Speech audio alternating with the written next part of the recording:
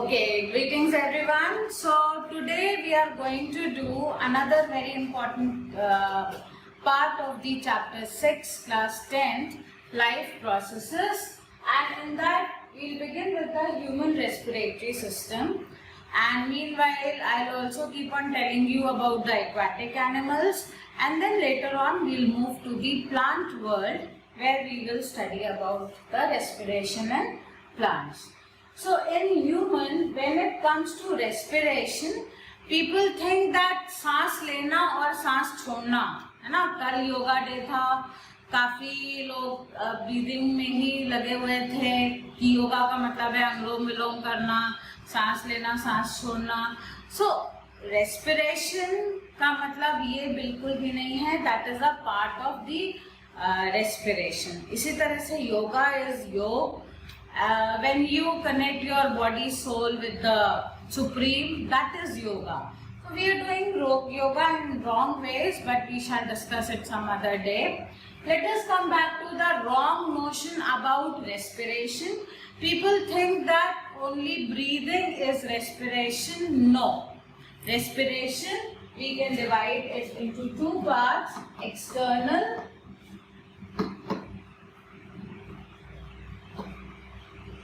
and internal.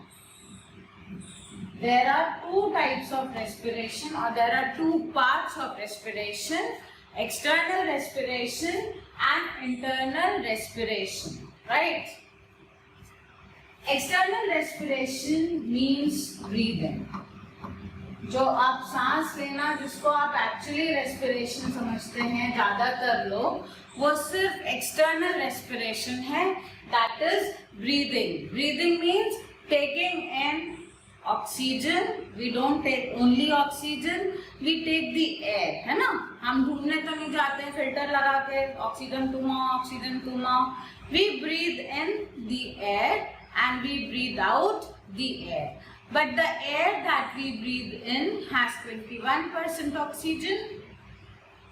The air that we breathe out has more than the 0.03% of carbon dioxide gas. ये कहाँ से आई इतनी सारी carbon dioxide? We'll study today. Okay. So breathing is taking in oxygen-rich gas and taking out gas or the air which is rich in carbon dioxide. ये होती है breathing. Breathing होती कैसे है? Breathing होती है, आप देखो, I'll take this now. यहाँ पर क्या है? आपके nostrils, है ना? You are supposed to breathe through your nostrils. Nostrils में आपका जो nasal passage है, it is richly supplied with fine hair and mucus. तो ये एक फिल्ट्रेशन का काम करता है. जितने भी एक्सेस आपके उसमें जर्म्स होते हैं, डर्ट पार्टिकल्स होते हैं, पोल्यूटेंट्स होते हैं ना, mostly they are trapped there. So body का मैकेनिज्म ये है कि बाहर ही फिल्टर कर दो नेजल पैसेज में, और वो time to time people will take it out, but अंदर ज्यादा से ज्यादा फ्रेश एयर जानी चाहिए. ये अपना जनरल मैकेनिज्म है, ठीक है? इस मैकेनिज्म में एयर ना it has started moving into the nasal passage, जिसको हम लोग बोलेंगे फैरिंक्स. फैरिंक्स के बाद कहाँ पहुंची एयर? ये आपका होता है larynx. You have studied it in class 8. Larynx, your voice box. Air से ही वाइब्रेशन से, वॉइस बॉक्स के वाइब्रेशन से जो मेम्ब्रेन है, साउंड प्रोड्यूस होती है. तो definitely larynx is a part of this whole wind pipe. Okay. After larynx comes the trachea. Trachea has, it is also a wind pipe. इसमें आप देखिए सी शेप कार्टिलेज होते हैं. यहाँ पे बहुत इंपॉर्टेंट क्वेश्चन आता है, जो कि आपको सिचुएशनल क्वेश्चन भी आ सकता है, या आपको एमसीक्यू भी आ सकता है, या आपका एक्सप्लेनेटरी भी आ सकता है, कि why does trachea has C shape cartilage, और which part of the body has C shape cartilage. Okay. So क्यों है, आप थोड़ा सा यहाँ पे डिटेल देखिए। सी शेप हमने नेचर में कार्टिलेज लगा दिए, क्यों?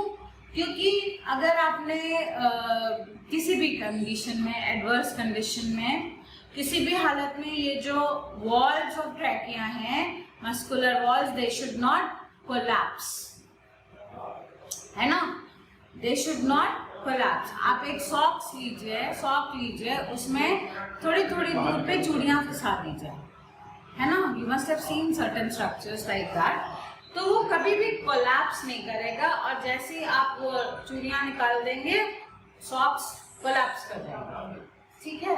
तो ये नेचर ने बहुत अच्छी चीज बना के रखी है, सी शेप कार्टिलेज दिए हुए हैं ट्रेकिया में, so that it does not collapse.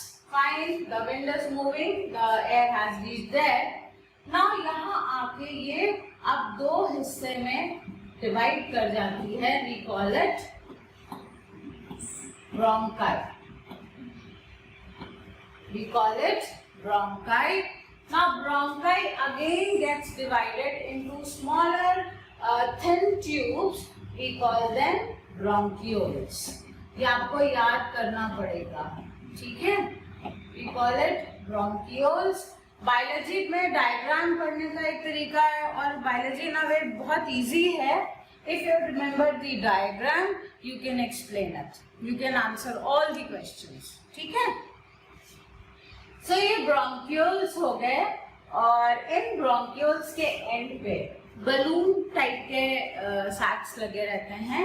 We call them alveoli. What do we call them? We call them alveoli. ठीक है? ये ऐसे भी हो सकते थे, लेकिन ऐसे ये नहीं है, इनकी सरफेस ऐसे है, काफी ज्यादा कॉन्वोल्यूटेड सी है। Reason being it is increasing the surface area. Why? Because they are richly supplied with the blood vessels, and because they are taking और absorbing oxygen, so the surface area has to be increased, and that is why alveoli have all the curved surface, because it is increasing the surface area. There are millions of alveoli there. ठीक है, we'll come back here later on. आपको यहाँ तक का structure समझ में आ गया? एक चीज और है, यहाँ पर रिब केज है, और इस पूरे सिस्टम को नीचे से एक बहुत टफ मेम्ब्रेन ने सपोर्ट दिया हुआ है. We call that membrane as diaphragm.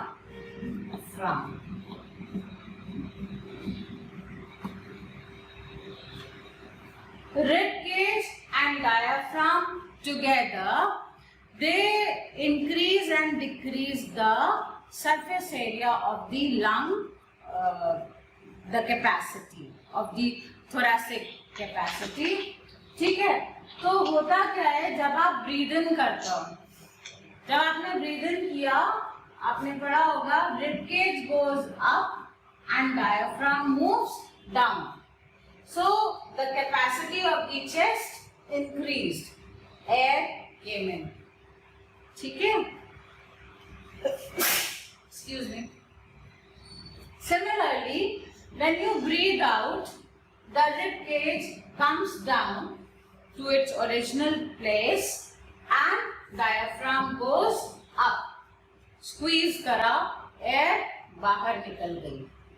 ठीक है, so this is how breathing in and breathing out takes place, है ना? Breathing in, air अंदर आ रही है, breathing out, air is going out. ठीक है, ब्रीदिंग इन में क्या हो रही है, ये भी क्वेश्चन आएगा, 4 क्वेश्चन बन रहे हैं यहाँ पे. रिब केज गोज आउट, बहुत कंफ्यूजिंग आंसर्स आपको दिए जाएंगे. Your concept should be clear. In breathing in, rib cage goes upward, diaphragm goes down, increase in the thoracic cavity, and in breathing out, the rib cage comes down inward and diaphragm goes upward. Upwards. So thoracic, excuse me, what is wrong? Yeah, the diaphragm goes up, the thoracic cavity squeezes and the air goes out. ये हो गया आपका एक part respiration का, जिसको हम लोग बोलते हैं ब्रीदिंग. ठीक है, let us move further. The oxygen has come and alveoli has absorbed, but excuse me, yeah, so oxygen has, it doesn't dissolve easily in the water, है ना. ऑक्सीजन गैस बहुत जल्दी नहीं घुलती है, it takes time. तो blood तो liquid है ना.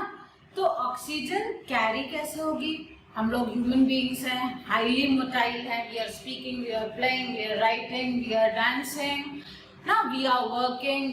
लेबर्स भी हैं जो कि बहुत मेहनत का काम कर रहे हैं. तो हमारी एनर्जी नीड बहुत ज़्यादा है. ठीक है, उस एनर्जी नीड बहुत ज़्यादा होने के लिए एनर्जी रिलीज कैसे होगी? ऑक्सीडेशन ऑफ ग्लूकोज मॉलिक्यूल, है ना. तो वो एनर्जी रिलीज करने के लिए हमें ऑक्सीजन की बहुत ज़्यादा ज़रूरत है हमारी बॉडी में. इसके लिए नेचर ने बहुत ही खूबसूरत मैकेनिज्म डाला. इन्होंने एक रेस्पिरेटरी पिगमेंट बनाया. उस रेस्पिरेटरी पिगमेंट का नाम है हीमोग्लोबिन. जितनी भी terminology I am using, that all can be converted into questions. So what is the respiratory pigment of the body?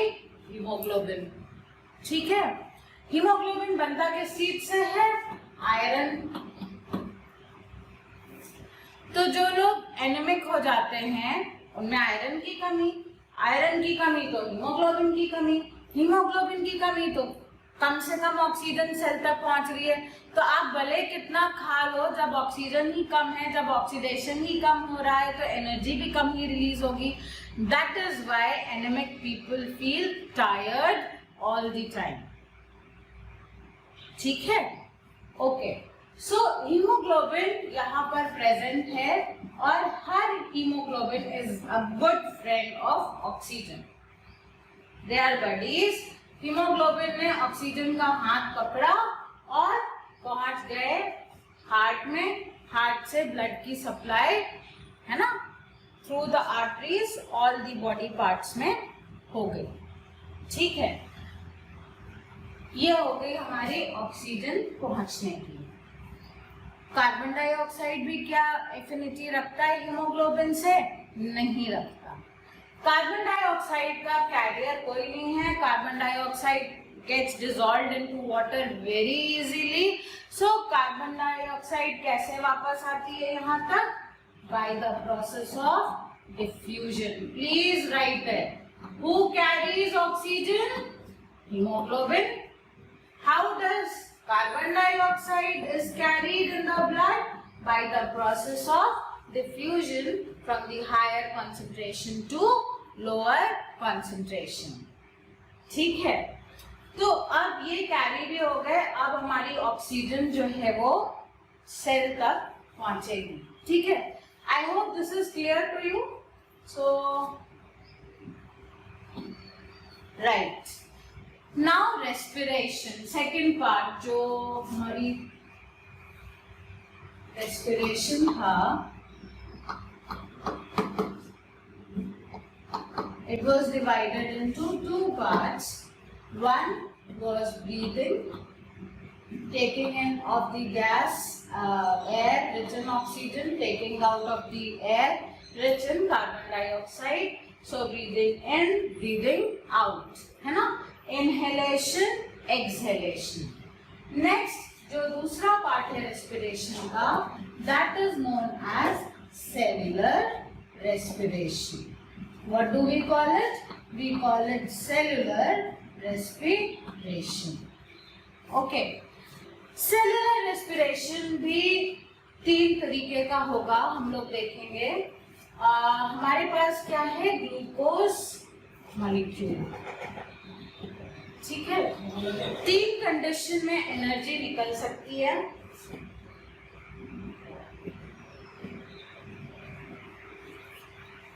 सबसे पहले हम लोग बिल्कुल सिंपल से चलेंगे, absence of oxygen, no oxygen, absence of oxygen कहाँ पे हो रहा है? ये यीस्ट में। तो ग्लूकोज जो कि हमारा 6 कार्बन कंपाउंड है वो इवेंचुअली पहले कन्वर्ट होगा 3 कार्बन कंपाउंड में। एक्चुअली ये साइटोप्लाज्म में होता है और ये बन जाता है pyruvate. Pyruvate, it is a 3 carbon compound. ठीक है, ये कहाँ पे हो रहा है? ये हो रहा है हमारा साइटोप्लाज्म में। We call it glycolysis। Extra information है, आपको 10th में इससे ज्यादा जानने की जरूरत नहीं है। तो ग्लूकोज साइटोप्लाज्म में 6 कार्बन कंपाउंड से 3 कार्बन कंपाउंड में कन्वर्ट हो जा रहा है। We call it pyruvate। Now this pyruvate is actually happening here। yeast में नो ऑक्सीजन है, एब्सेंस ऑफ ऑक्सीजन है, it gets converted into ethanol plus carbon dioxide gas plus very little amount of energy। actually 2 ATP energy निकलती है यहाँ पर। ATP भी मैं आपको अलग से समझाऊंगी अभी। ठीक है, so ethanol is 2 carbon compound C2H5OH। कहाँ पर इसका यूज होता है? Of course the breweries, the alcohol industry. फिर जहां पर हमें कार्बन डाइऑक्साइड क्योंकि बहुत ज्यादा यहाँ पे निकलती है, तो यीस्ट का बेसिकली यूज होता है आपकी बेकरीज में या फिर वाइन इंडस्ट्रीज में, अल्कोहल इंडस्ट्रीज में। ठीक है, क्योंकि yeast is a unicellular organism, इसको एनर्जी की बहुत ज्यादा जरूरत है नहीं, तो इन्होंने एनारोबिक, अब इस तरीके के रेस्पिरेशन को हम लोग क्या बोलेंगे? We will call it anaerobic. An मतलब no, aerobic oxygen. This is an example of anaerobic respiration, जहां पर यीस्ट में एब्सेंस ऑफ ऑक्सीजन, इथेनॉल बन रहा है, कार्बन डाइऑक्साइड बन रही है और सिर्फ 2 ATPs निकल रहे हैं। दूसरा रेस्पिरेशन भी जो हम लोग पढ़ने जा रहे हैं वो भी हमारा एनारोबिक ही है। This is again anaerobic respiration and it takes place in our muscle cells.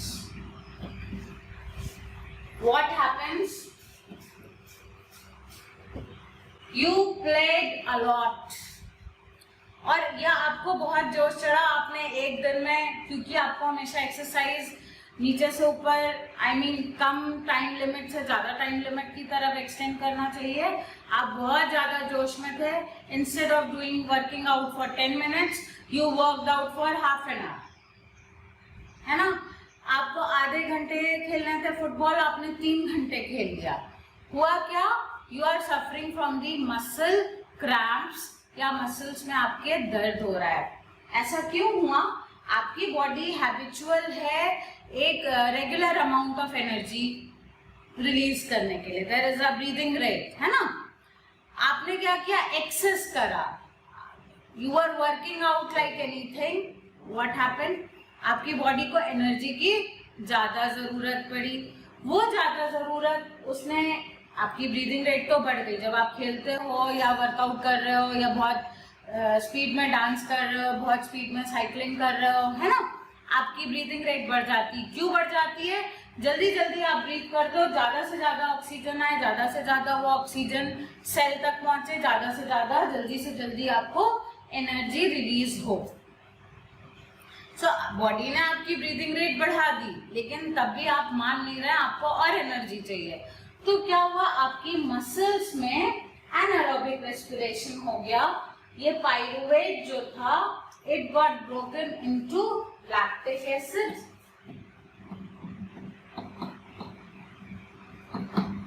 And little amount of energy. 2 ही यहाँ या 2 या 4 निकलती है, इससे थोड़ी ज्यादा ही निकलती है, बट एरोबिक के कंपैरिजन में कुछ भी नहीं होती है। ठीक है, This lactic acid is actually a 3 carbon compound. होता क्या है, एनर्जी तो आपको थोड़ी बहुत मिल गई, ये लैक्टिक एसिड आपकी मसल सेल्स में डिपॉजिट हो गया, तो जहां पर कुछ भी नहीं था वहां पे कुछ एक्सेसिव डिपॉजिट हुआ, प्रेशर पड़ेगा, दर्द होगा, है ना। इसीलिए कहते हैं कि ठीक है आप गर्म पानी से नहा लो, you will feel good. What is the reason कि आपको बोला जाता है आप ल्यूकवार्म वाटर से नहाइए? Reason is this that lactic acid gets dissolved, है ना। तो जब लैक्टिक एसिड डिसॉल्व होके हट गया मसल्स के बीच में से, अपने आप आपकी बॉडी को रिलैक्स हो जाएगी, ठीक है। That is why it is said that have a warm water bath, you will feel good, you will feel good। Warm water से कुछ नहीं हो रहा है, आपके मेंटल स्टेटस पे आपकी बॉडी में लैक्टिक एसिड उस वार्म वाटर से डिसॉल्व हो जा रहा है, and so your cramps are literally going off and you feel good. Now comes the real respiration, the cellular respiration.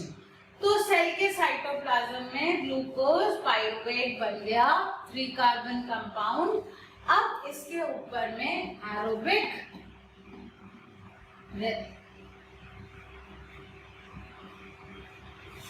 एक सेकेंड स्केप करिए।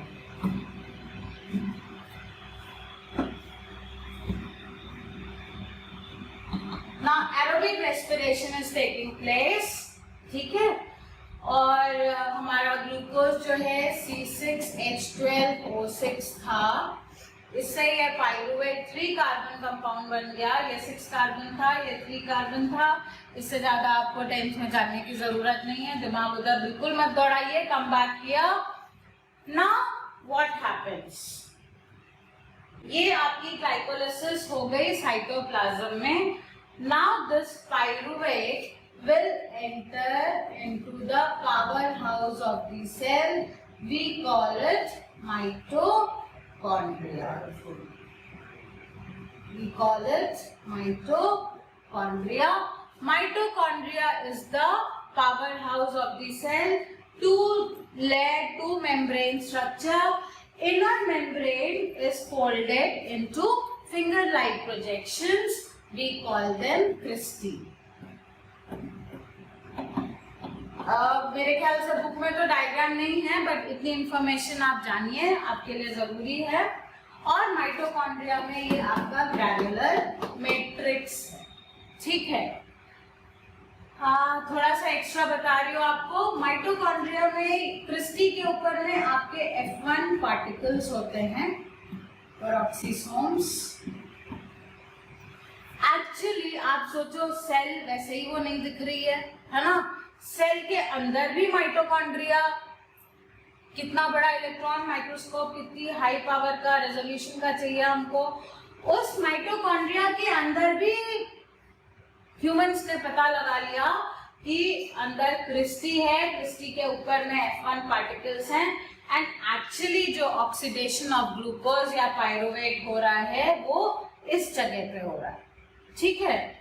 तो क्या बना, पाइरुवेट के ऊपर में ऑक्सीजन ने एक्शन करी, क्या क्या बनेगा आपका, कार्बन डाइऑक्साइड बनेगी और वाटर बनेगा और 36 molecules of ATP, adenosine triphosphate.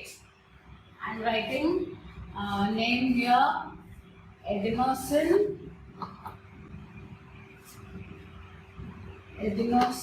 Try मतलब 3, एटिमोलॉजी ध्यान रखिए, फॉस्फेट। ये होता क्या है, सेल के अंदर में ADP रहते हैं, एडेनोसिन होता है जिसके साथ में 2 मॉलिक्यूल्स फास्फोरस के लगे रहते हैं। ये क्या है, ADP है, एडेनोसिन डाई, DI डाई मतलब 2, है ना। तो ये है हमारा ADP। इस ADP से अब ये जो एनर्जी है वो सेल में ऐसे ही तो नहीं घूमती रहेगी, है ना। इसको हमें बांध के रखना पड़ेगा। एनर्जी करेंसी है हमारी ATP। जब हमें जरूरत होगी हम तब यूज करेंगे, है ना। People who are lethargic, lazy, they're just lazing around, sleeping around, तो क्या है, ATP उनकी यूज नहीं हो रही है, it is getting converted into glycogen और वो they are becoming obese or fat.